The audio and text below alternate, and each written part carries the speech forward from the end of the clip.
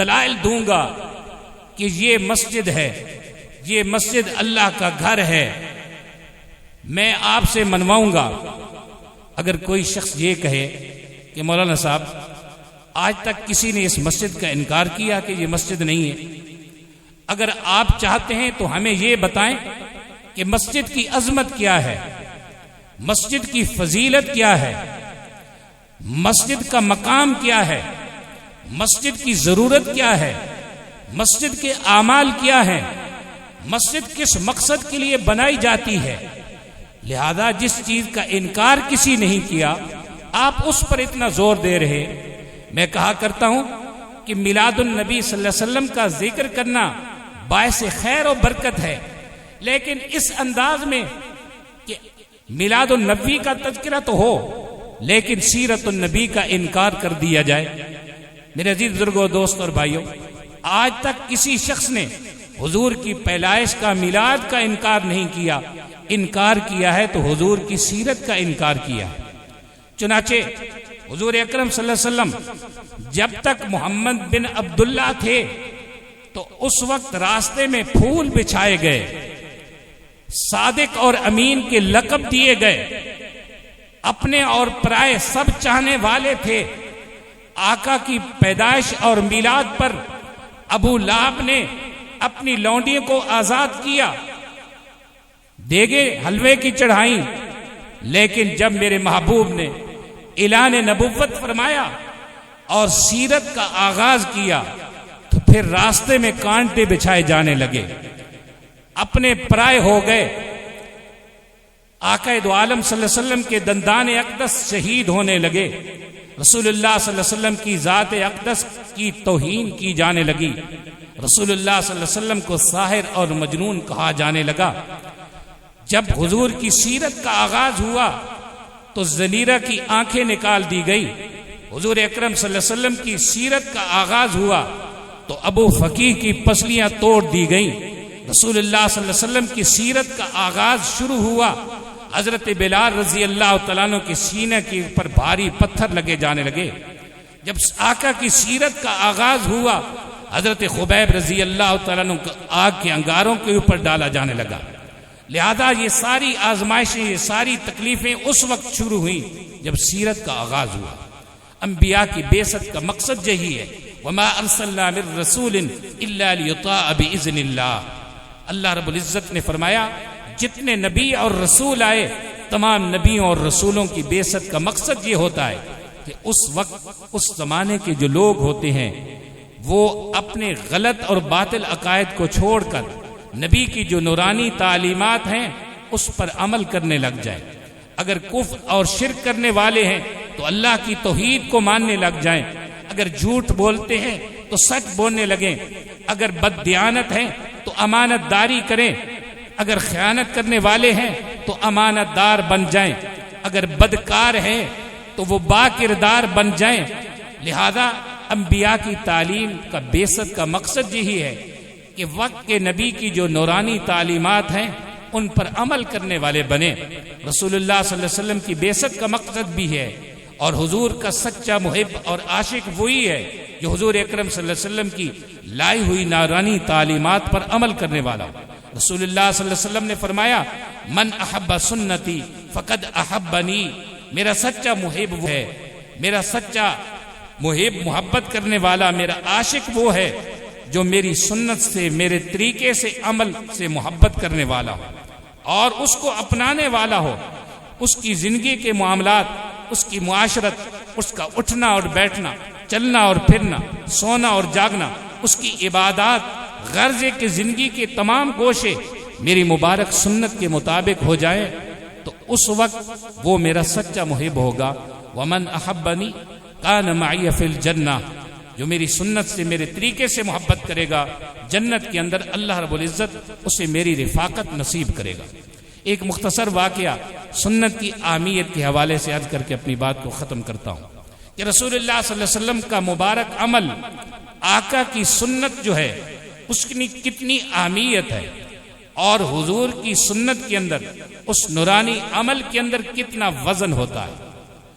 चुनाचे हजरत उस्मान इब्न अफ़्फ़ान रज़ी अल्लाह तआला अन्हु के बारे में रिवायात के अंदर आता है कि रसूलुल्लाह सल्लल्लाहु अलैहि वसल्लम ने सुलह हुदैबिया के मौका पर हजरत उस्मान इब्न अफ़्फ़ान रज़ी अल्लाह तआला अन्हु को कुफार से मामलात तय कराने के लिए कासिद की हैसियत से मक्का भेजा।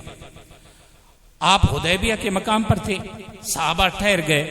मक्का की तरफ से ये अफवाह आई कि मुसलमानों को किसी सूरत मदीना के अंदर उम्र की इजाजत नहीं दी जाएगी, लिहाजा मक्का के अंदर मामलात तय कराने के लिए हजरत उस्मान इब्न अफ़्फ़ान को रसूलुल्लाह सल्लल्लाहु अलैहि वसल्लम ने भेजा कि ऐ उस्मान, तुम जाओ, हमारी तरफ से कासिद बनकर मक्का वालों को बताओ कि मेरा महबूब सल्लल्लाहु अलैहि वसल्लम लड़ाई करने के लिए नहीं आ रहे, हमला करने के लिए नहीं आ रहे, हमारी गर्ज व गायत महज बैतुल्लाह की ज़ियारत है, उम्रा करके हम वापस चले जाएंगे।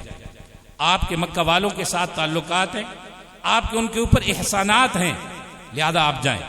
हजरत उस्मान इब्न अफ़्फ़ान रज़ी अल्लाह तआला अन्हु गए, अपने रिश्तेदारों के यहाँ ठहरे। वहाँ के जो सरदार थे, चौधरी थे, बड़े थे, उनकी मीटिंग हुई। मीटिंग के अंदर हजरत उस्मान इब्न अफ़्फ़ान रज़ी अल्लाह तआला ने रसूलुल्लाह सल्लल्लाहु अलैहि वसल्लम का पैगाम सुनाया, बतलाया कि हमारा मकसद इसके अलावा और कुछ नहीं, माज बैतुल्लाह की ज़ियारत करके, तवाफ़ करके, बैतुल्लाह का उम्रा करके वापस चले जाएंगे।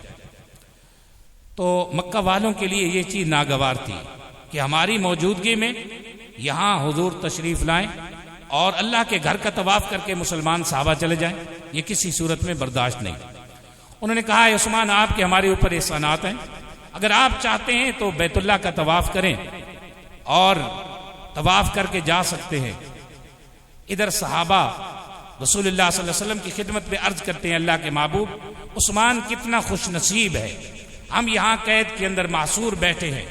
उस्मान अल्लाह के घर का तवाफ़ कर रहा होगा, आबे ज़मज़म पी रहा होगा, सफ़ा और मरवा की सही कर रहा होगा, लेकिन हम यहाँ कैद के अंदर मासूर हैं, बैठे हुए हैं। रसूलुल्लाह सल्लल्लाहु अलैहि वसल्लम ने फरमाया, तुम ये कहते हो, मेरा जी ये नहीं कहता कि उस्मान हमारे बगैर तवाफ़ करेगा। ये सच्ची मोहब्बत थी, जो जज्बात कायद के हैं वही रज़ाकार हैं। जब कुफार मक्का ने हज़रत उस्मान को इजाज़त दी कि आप तवाफ़ कर सकते हैं, आपको इजाज़त है, हज़रत उस्मान ने फरमाया, ये कैसे हो सकता है, मेरा किबला नुमा तो हुदैबिया में तशरीफ़ फरमा है, मैं वो दिल कहाँ से लाऊं कि हुजूर के बगैर अल्लाह के घर का तवाफ़ कर सकूं। फरमाया, ये मैं तवाफ़ नहीं कर सकता। कुफार को इस बात पर तैश आया, हज़रत उस्मान को महसूर कर दिया। तो बहरहाल उस मीटिंग में जाने के लिए हज़रत उस्मान इब्न अफ़्फ़ान जब जाने लगे तो आपकी जो चादर थी वो पिंडलियों से ऊपर करीब थी, तखने से ऊपर थी। आपके जो अजीज़ थे, रिश्तेदार थे, जानने वाले थे, उन्होंने हज़रत उस्मान से कहा कि आप मक्का के सरदारों के अंदर मीटिंग के लिए जा रहे हैं, लिहाजा इस हैयत के साथ अगर आप जाएंगे तो वहाँ मुज़ाकरात में जान नहीं पड़ेगी, आपकी कोई इज्जत तौकीर नहीं होगी। हमारे यहाँ मक्का के अंदर ये रवाज है कि जिस आदमी की जितनी चादर ज़मीन पर ज़्यादा लटकती है वो इतना बड़ा चौधरी और सरदार समझा जाता है, लिहाजा अपनी चादर को टखनों से नीचे करें। अगर इस हालत में जाएंगे तो वो समझेंगे कि ये नादीदा किस्म के लोग हैं, तहजीब से वाकिफ़ नहीं है।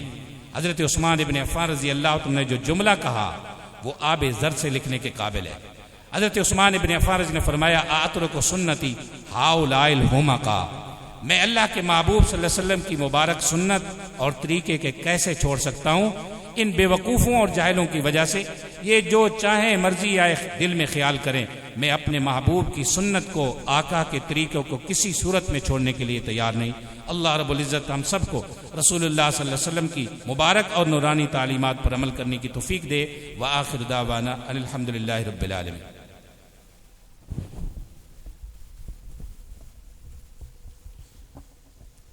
जज़ाकुमुल्लाह। एहसन अंदाज में बयान फरमा रहे थे हज़रत मौलाना मोहम्मद रियाज साहब मुतज़िलुल आली। अब आप आज़ाद के सामने इलाका डुमेली की मशहूर शख्सियत हज़रत मौलाना क़ारी मोहम्मद इसहाक़ फ़ारूक़ी शहीद रहमहुल्लाह ताला के फ़र्ज़ंद अर्जुमंद सिद्दीक़ा जामिया सिद्दीक़िया क़ादरिया मोहतमीम के मोहतमीम जनाब हज़रत मौलाना मोहम्मद नुमान फ़ारूक साहब को मैं दावत दूँगा, वो तशरीफ़ लाएँ, मुख्तसर अल्फाज के साथ बयान फरमाएँ और उसके बाद जो हमारे मेहमान ख़ुसूसी हैं उनको दावत दें।